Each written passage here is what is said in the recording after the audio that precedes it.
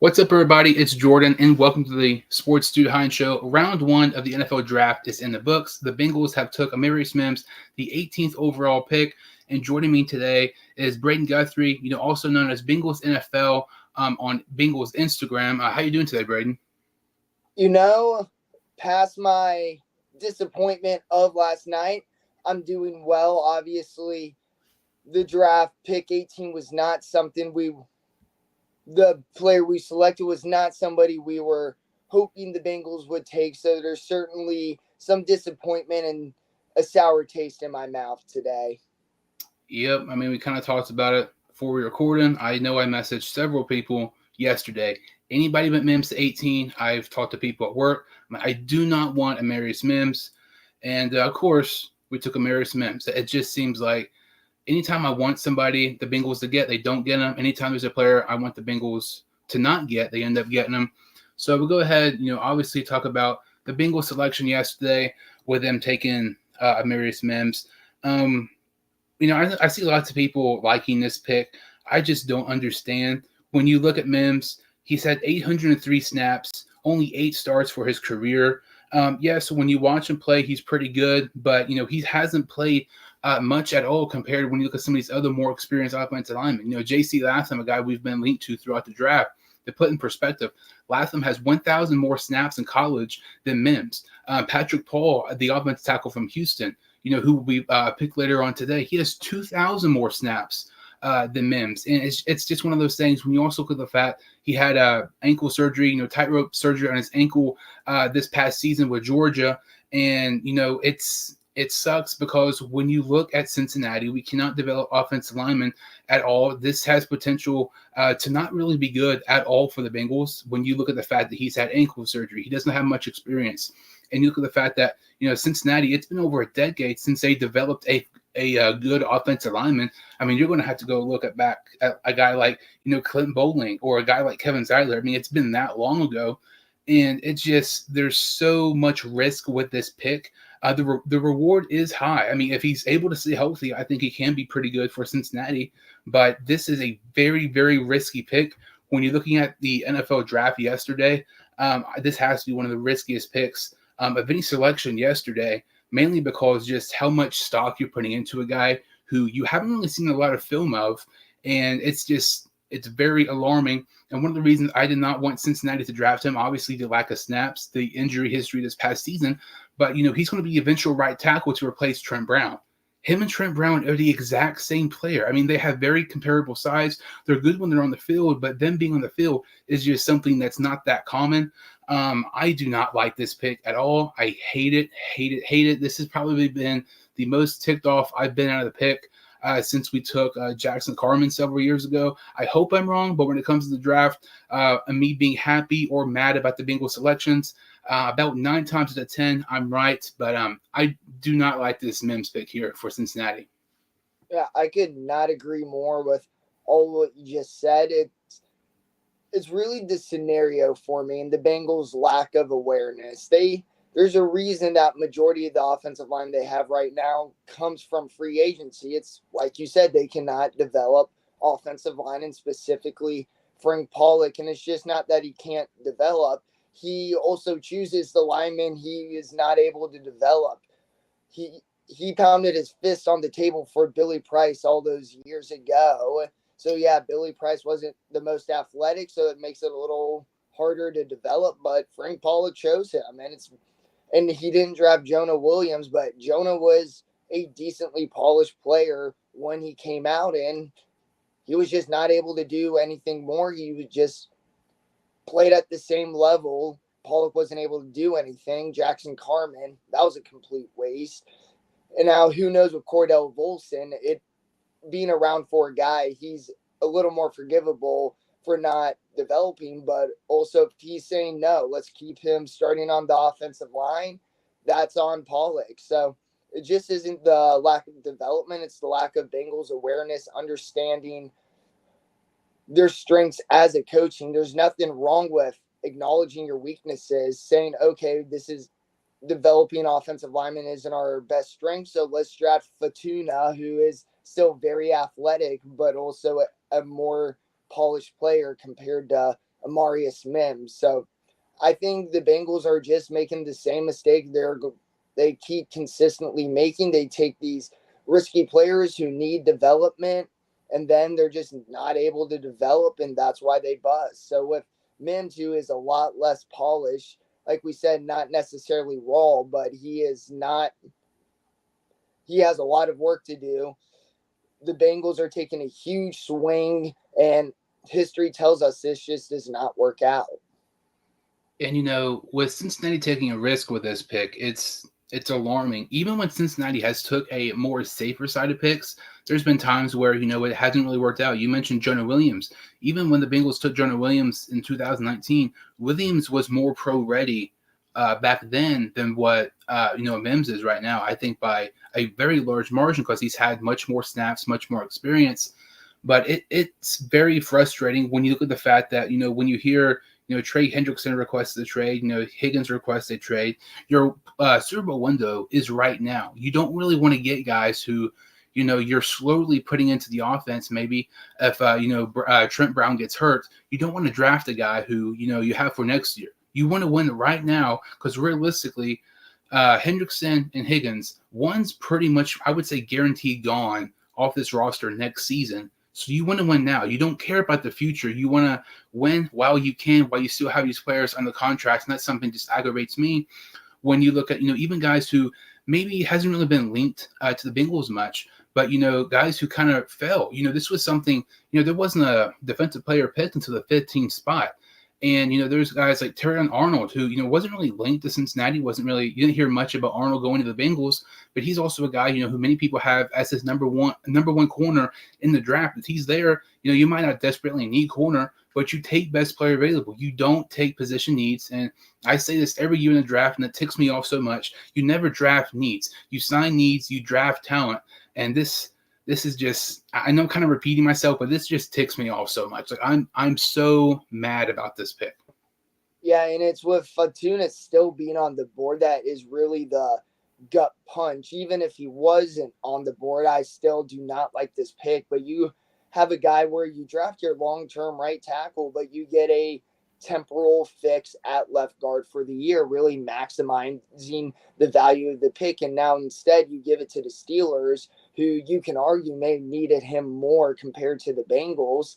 And Steelers just simply make a better pick than the Bengals in that case, which that's the last thing you want to do with a division rival, give them that opportunity. So yeah, there were better players on the board who would be both a long-term pick while also covering a need for this year. The Bengals, it's not that they took necessarily a project who won't start this year. It's that they had an opportunity to cover both a long-term fix, this year's need with players that are just simply better than Amarius Mims. And when you look at Fortuna, him playing the flexibility, if he can play guard or tackle, I mean, if teams don't know whether you can play guard or tackle, I think that's a good thing because you're versatile and you can plug and play him at either position. Mims is pretty much strictly a right tackle. I mean, he's 6'8", 340 pounds. He's way too big to put in a guard spot. And it sucks so bad because honestly, I wasn't really wanting offensive lineman at 18. I was wanting Newton. But we want to take offensive lineman. I was wanting Fortuna over Mims easily. But I just hate the fact that people say, oh, you got to protect 9, you got to protect Burrow.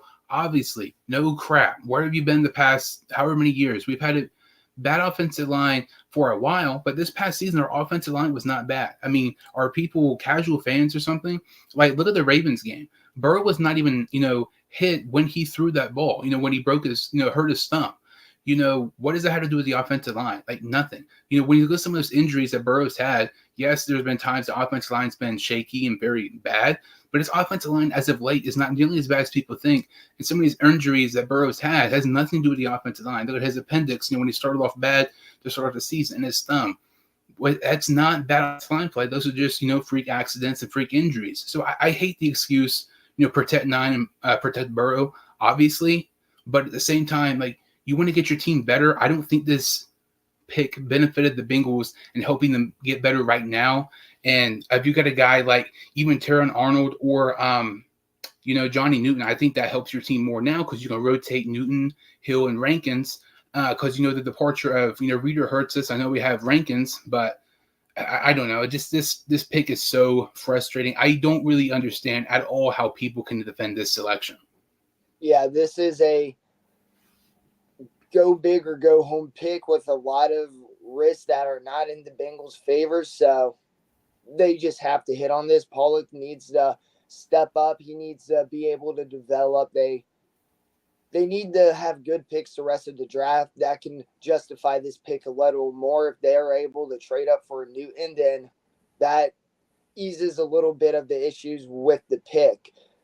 So if they can go into day two, find these instant starters, whether if it's maybe a wide receiver or Johnny Newton or just another interior defensive lineman who can be good value and play day one. That's what the Bengals need to do. We kind of saw that last year with Jordan Battle and DJ Turner. Obviously, Turner didn't finish the year like we were hoping, but Jordan Battle, he completely stepped up. So the Bengals shown they are able to draft starters day two. And with the selection of Mims, that is more important than ever. And you mentioned, kind of like the possibility, the Bengals trading up with Newton. I don't expect Cincinnati to trade up all the way up to 30, 3 or maybe 34 to get Newton. But this is something I feel like, Bengal fans as of late, we've kind of been accustomed to the Bengals, trading in some capacity, whether it's trading up or trading back in the second round. And the Bengals have traded their second round picks, whether it's, trading up or trading down, 6 of the last 7 drafts. So I would not be surprised if maybe we traded up to get somebody. Maybe we trade back. But when you're looking at maybe a trade possibility, to maybe get a guy like Johnny Newton, you have pick 49, you have 2 third-round picks, you have 80 and 97. So if you have 49, you give up 49, that's your second, 80, that's your third. I would give up a fifth and just go ahead and throw in a seventh in there because we have 2 6 and 2 7th. There's a 0% chance all 4 of those picks are going to make the team because how stacked of a roster we already have. So you give up a second, third, fifth, and a seventh. You move up to 33. You can get Johnny Newton. To me, that's a no-brainer. I would do that in a heartbeat. I would be so ecstatic if we did that. Realistically, though, I don't think the Bills at 33 would want that. I think if you're trading with Buffalo, if they're giving up that 33 pick, they are really dead set on maybe trying to get T. Higgins, maybe even Brandon Ayuk from the 49ers. And, that's kind of something, at the time of the, them trading back, I'm like, well, that's kind of stupid. But the more you think about it, I feel like Buffalo having 33 is freaking genius because they have a whole day to decide, the phone calls they're going to get. They have a whole day to negotiate a possibility of trade with, Higgins coming to Buffalo, which, I don't think is likely at all. But getting the possibility of getting a guy like a Brandon Ayuk or some of these other receivers, it's actually really smart the more you look into it. But when maybe the Buffalo doesn't want to trade with Cincinnati, I would say they're going to take a wide receiver, maybe 34, 35. If Johnny Newton's still there, I feel like you have to, start, calling teams about trying to get up to get Johnny Newton because I feel like that would really kind of make up for this Mims pick here. If you're able to get Mims and Newton, 2 guys who are, first round talents, because if you took Newton at 18 and Mims at 49, I'd be fine with, so you just swap them. I feel like this would be very beneficial, especially, if you give up some of these, later picks, I feel like it's fine because, like I said, lots of these players aren't going to make the team. And if you're giving up that 3rd round pick, like I said, we have 2 third-round picks. So we also have another player who maybe, could slide or fall or whatever, have a very good player at 97 too. So realistically, I think we could see a trade for Cincinnati tonight. I don't know if it'd be for Johnny Newton. I hope it is, but that would be awesome to maybe try to get up and trade for Illinois defensive tackle Johnny Newton. Yeah, I completely agree, especially with the Bills. I think they're definitely exploring trying to trade that pick 33 for either Ayuk or Higgins. And now apparently Debo Samuel's on the trade block with the 49ers. I'm not sure that would be worth pick 33, but they are definitely trying to make a move that definitely opens up an avenue for the Bengals to move up and get Johnny Newton.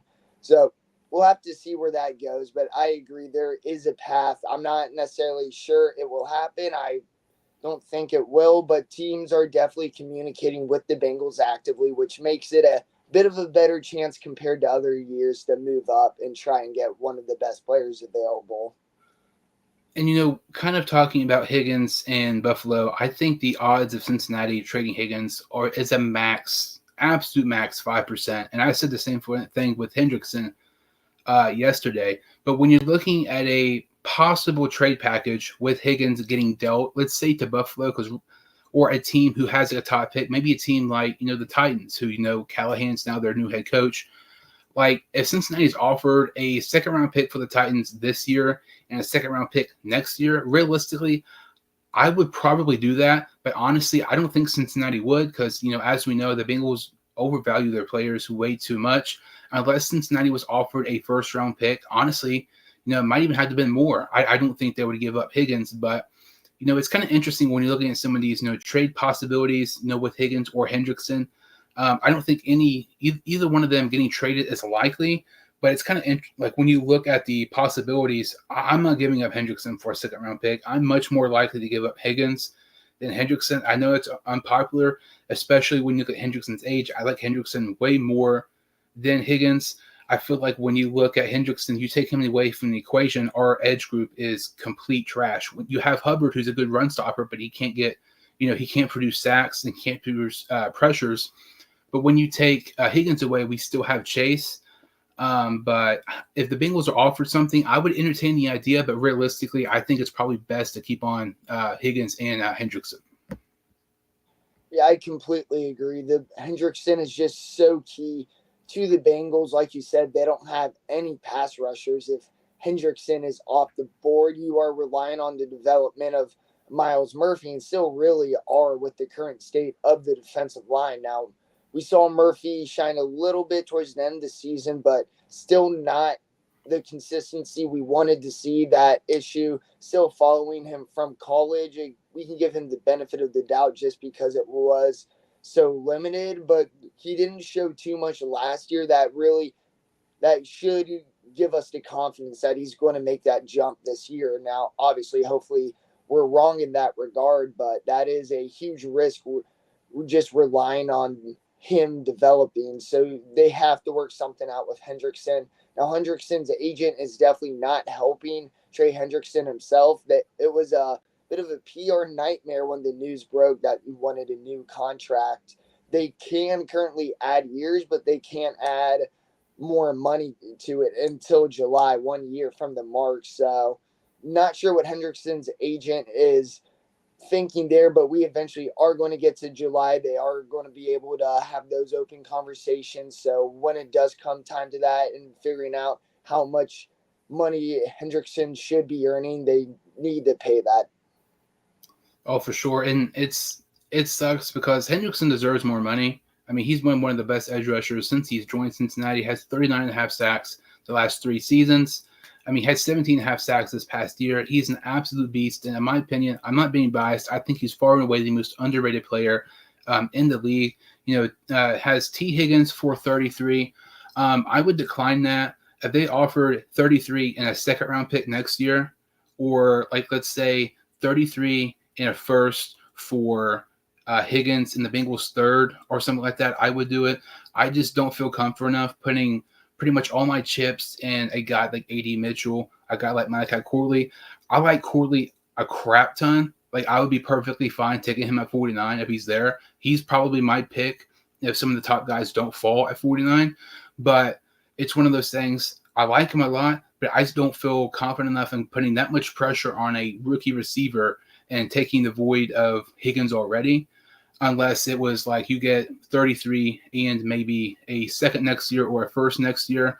But 33, I feel like that's not enough considering you're helping a team you're competing with in the conference. When you look at the Bills, honestly, I mean, they lose Higgins, but they lose Diggs. But if they get Higgins, their team's better than it was last year because I feel like Higgins right now is comparable and right up there with Stephon Diggs. But if it's just Higgins for 33, I would definitely decline that. Yeah, I definitely agree with that take. A lot of the value just isn't quite there. And like you said, you don't want to help one of the biggest threats in the conference to the Cincinnati Bengals. So that is a trade I am not accepting. And yeah, I just need more value in that scenario. So when you're kind of talking about, we've kind of talked about the possibility of trading up to get Johnny Newton. whether it's maybe 33, 34, 35, something like that. But, let's say the Bengals stay put at 49. Looking at round two prospects or any kind of certain targets or players you think they should be looking at here in round two? Yeah, obviously you have to talk about the wide receivers. This is a very deep class, and it would be very difficult for the Bengals to take a wide receiver here that would be a reach. One of my favorites for 49 was Romaine Wilson from Michigan. He is your true slot receiver. Obviously, the losing Tyler Boyd, the Bengals are looking for a new slot receiver. He would be somebody who could come in day one. He was in that Michigan run heavy offense, so the stats aren't overly glorious, but we've he's a good player, and we've seen the Bengals' history of developing wide receivers, which is the exact opposite of how they develop offensive linemen. So I think him or a guy like McConkey from Georgia, it's a little unclear what receivers are going where just because it is so deep. But if they get him double dip at Georgia, I think that would be a really good pick or really good value. And this defensive line class, after Newton, it is not exactly the best. So I think unless if they do get Newton, this is going to be a wide receiver pick. When you look at teams who pick, I think it's 33 through 38. I mean, there's so many wide receiver need teams like the Bills, teams like the Titans, Patriots, a couple of these teams. And if there's a runoff in wide receiver, it's not good, but it also clears the way for maybe, as we get closer, if Newton keeps falling, the Bengals may not have to give up as much draft capital if Newton slips past, let's say, 36 or 37. But I like Malachi Corley from West Kentucky a lot. Like I mentioned, he would be kind of like the replacement for Boyd. About 90% of his snaps have been in the slot. He is a beast. Anytime the ball is in his hands, you don't know what's going to happen. To me, he's very comparable to Deebo Samuel. I'm kind of surprised the 49ers took Pearsall instead of maybe, trading back and getting a guy like Corley. But, Corley's to me probably the 49. You got a guy, if Jackson Powers Johnson somehow falls to 49, I think that's highly unlikely he falls, but that's something you have to consider just with his flexibility of playing, being able to play guard or center. It's interesting because when you look at 49, I think Michael Hall Jr. at 49 is a reach. But like we talked about earlier, 6 of the last 7 drafts, the Bengals have traded in some capacity in the second round. I wouldn't be shocked if there's not somebody the Bengals are absolutely in love with, like a lot. I wouldn't be shocked if we do see a trade back. Maybe it's trading back 7 or 8 spots, getting a little bit more draft capital, and maybe getting a guy like Michael Hall Jr.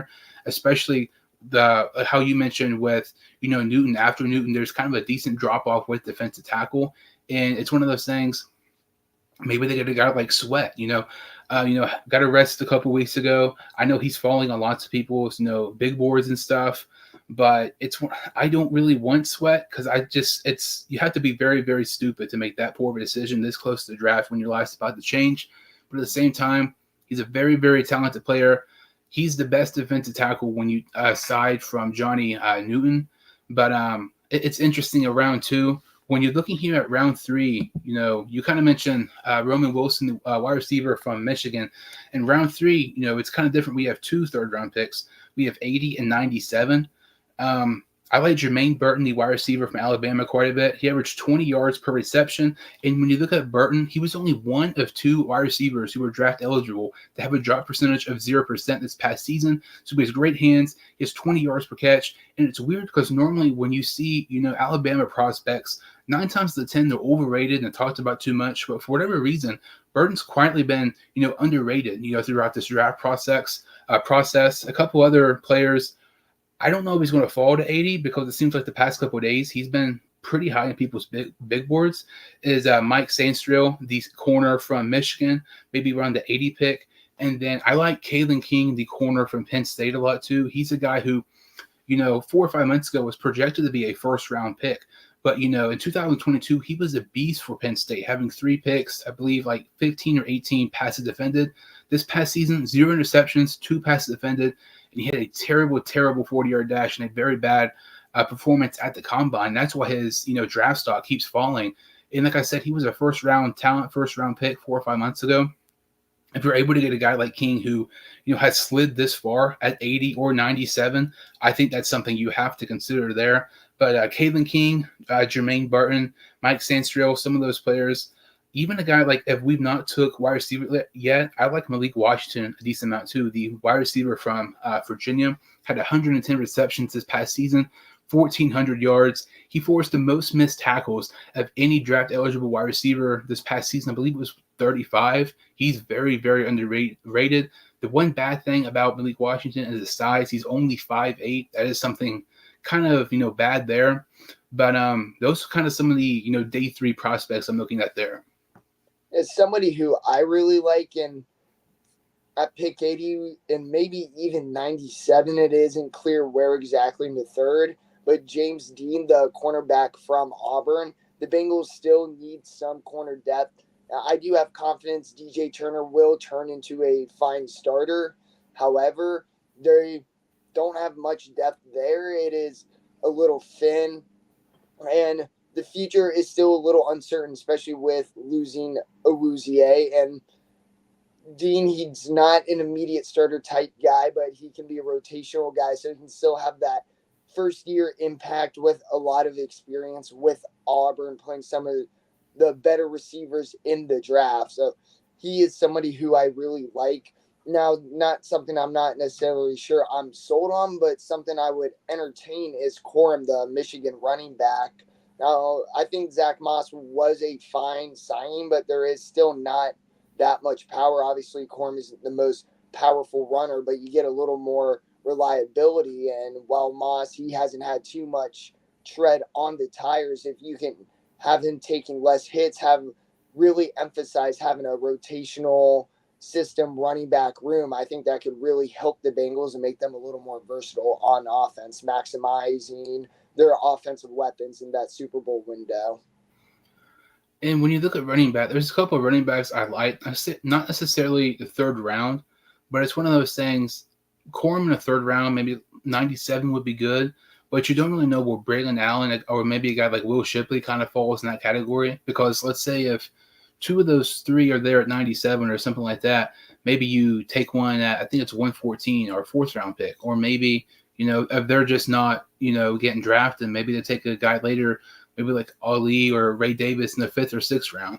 But a couple other players kind of slipped my mind. Ben Sinnott, the tight end from Kansas State, he's more so of a round 2 target for Cincinnati. He can block, he can catch, he can do a little bit of everything. He's like a Swiss Army knife. He would be good, I feel like, in this offense. And then the guy slipped in my mind. I was literally just thinking of him. Peyton Wilson, the linebacker from NC State. I know we don't need linebacker, but if he's there, if he somehow slips to 80, you have to get him. I don't really think that's much of a debate, in my opinion, just because how much he was able to do for NC State this past season. I think he had like 136 tackles, couple sacks, couple interceptions, couple forced tackles, several tackles for loss. He was a beast for NC State. Literally did like everything for their defense this past season. Like I said, I know it's not a team need, but if a guy of his caliber, he's the best player available. You have to go there. I think if he's there at 80. But there's just several players who are just kind of under the radar when it comes to maybe day 2 or 3. And it's kind of interesting because you don't know, maybe Cincinnati, takes one player, take another. There's just so many different possibilities. And that's what makes, I feel like, day 2 really so interesting. Yeah, there's multiple directions the Bengals could go, obviously, like we talked about, wide receiver, defensive line.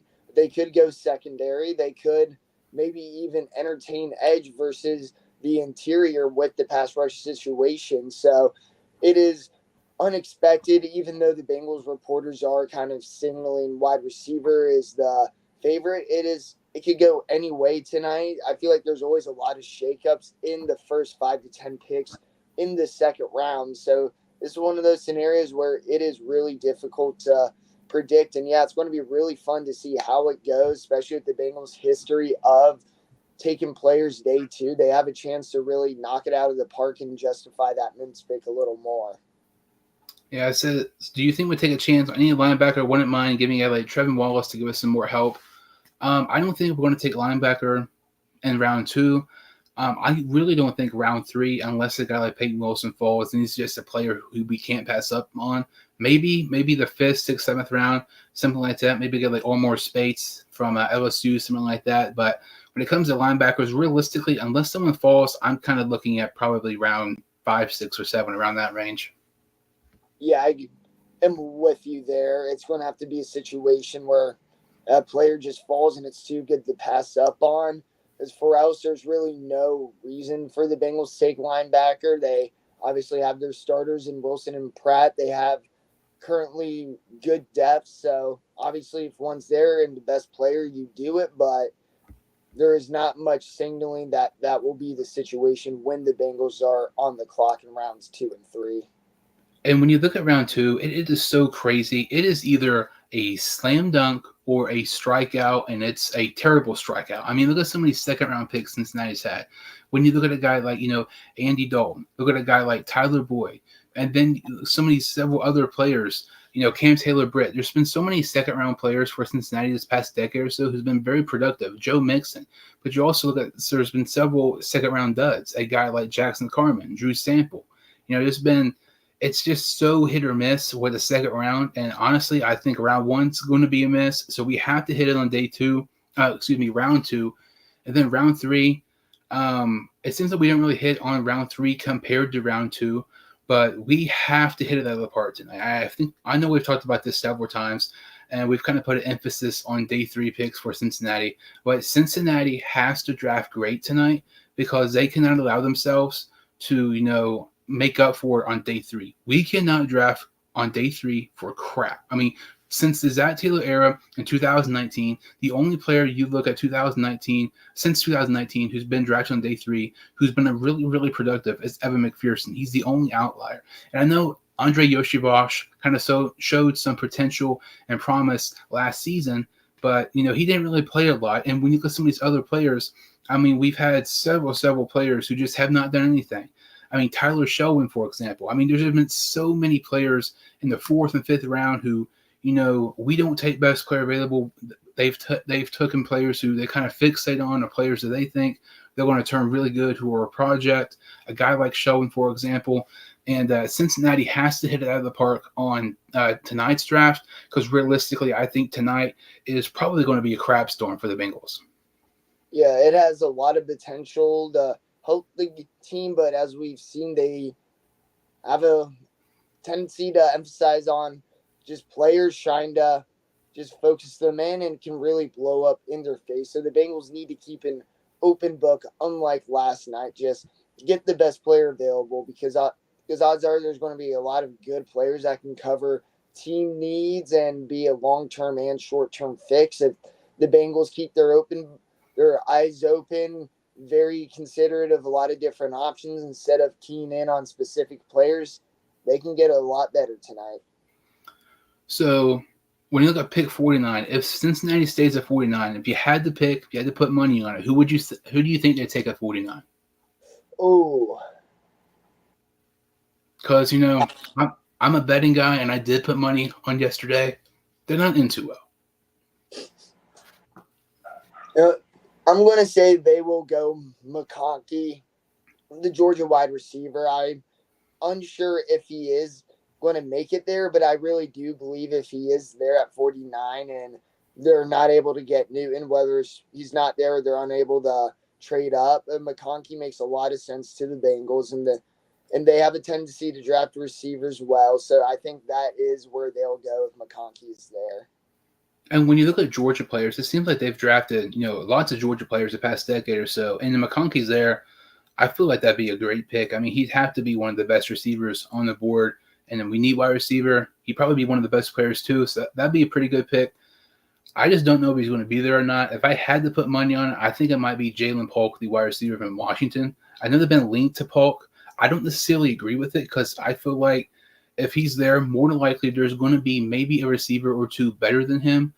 I wouldn't do it if I'm Cincinnati, but if I had to put money on it, I think it'll be Polk at 49. And then if you're looking at like 80 and 97, I think, maybe we're looking at a guy like if somehow Chris Jenkins or Michael Hall falls to 80. I doubt that happens. At 97, I could see maybe Kate Stover, the tight end from Ohio State. They have a lot of Ohio State players. They've drafted Ohio State players more than anybody. And, they don't take Stover, maybe 97. They might take a tight end later, maybe the guy like Eric All. But I'm going to say Polk at 49. And in the third round, I'm going to say Hall and Stover. I will agree with you on Hall, assuming they don't get Newton for 97. I'm gonna keep with James Dean. Like I said earlier, I'm unsure where in that third round range he is going to go, but I think we may see such a run on receivers with how much talent there is that there are going to be a few players who fall, not because they're bad, just because of the situation with the draft. I think James Dean could very much be one of those players, and if he does, I think the Bengals could pounce on that at 97. So, kind of talking most over, I don't really watch Ohio State games. I know you like Ohio State. Do you think he's as good as Bengal fans talk about, or do you think he's more of a project player? I think he's good as he is now. I don't think he has much more potential to develop into a top tier NFL tight end. I think he can be a good, fine starter, but what you're getting when you draft him, that's it. What you're going to get in the NFL, maybe a little room for improvement if he can get the right coaching. Kind of a cliche saying there, but one that is true. But if you're looking for a tight end who's going to be a game changer, is going to really help that offense step into the next gear, that will not be Stover, but there's also a reason would be taken late day 2 and not early or even day 1. Yeah, I wouldn't mind him. When you look at, depending how many tight ends kind of go tonight, maybe more so, early round 3. If there's still some decent tight ends, I wouldn't take him at 97, maybe at 114, because you don't have to run up to the podium and get him type of deal. A guy like Eric All and Stover, I feel like they're somewhat comparable. All, I would not mind him, but like I said, I'm just kind of nervous about tomorrow because I was nervous about yesterday, and we saw what happened last night, and it sucked. But hoping we redeem ourselves and have some good picks tonight. So, Braden, can you kind of tell some of the listeners we can follow you on social media and everything?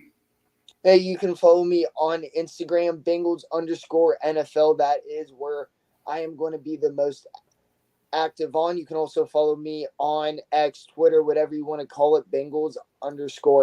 And you can also follow me on TikTok at BradenG18.